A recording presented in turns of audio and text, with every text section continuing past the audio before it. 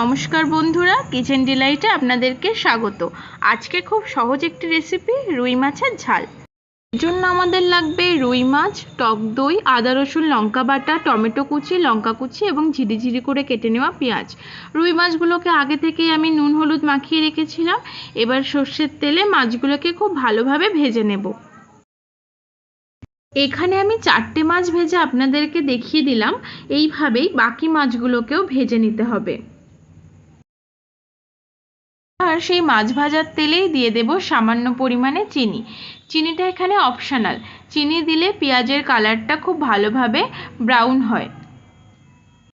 মাছের তরকারিতে চিনি পছন্দ করেন না, সেক্ষেত্রে এটা স্কিপ করতে পারেন। এরপর তেলের ওপর দিয়ে দেব পেঁয়াজ কুচি। পেঁয়াজ কুচিটা বেশ লাল লাল হলে তার মধ্যে আদা রসুন ও শুকনো লঙ্কা বাটাটা দিয়ে ভালোভাবে নেড়ে চেড়ে নেব। এরপর এর মধ্যে দিয়ে দেব